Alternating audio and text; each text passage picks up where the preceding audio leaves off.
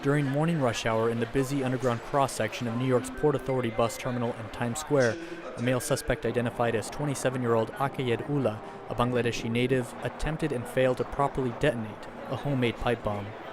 The attacker, who law enforcement says was inspired by the so-called Islamic State, came to the U.S. in 2011 on an F-4 visa, known as a family preference immigrant visa, one that the Trump administration is attempting to curtail. The president's policy has called for an end to chain migration, and if that had been in place, that would have prevented this individual from coming to the United States. So the president is aggressively going to continue to push forth responsible immigration reform, and ending chain migration would certainly be a part of that process. The Embassy of Bangladesh condemned the act and declared that the suspected terrorist must be brought to justice.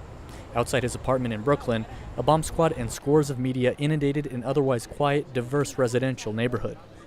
Alan Butrico, a neighbor who runs a locksmith business down the street, says nothing seemed out of the ordinary. He was a quiet neighbor. We had no issues with him. He'd walk by the store, go shopping in the bagel store, the grocery store. He hung out in the park across the street. And I thought he was just a shy kid. He never really spoke to anybody. The suspect was being treated for burns in Manhattan's Bellevue Hospital.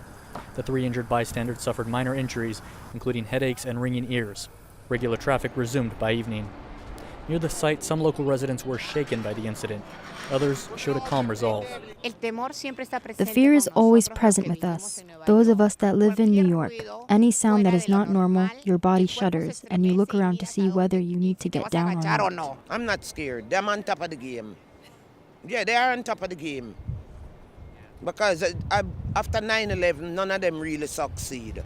Monday's attack was the second terror-related incident in New York City in less than 2 months, and the first suspected bomb to detonate in the New York subway in 23 years.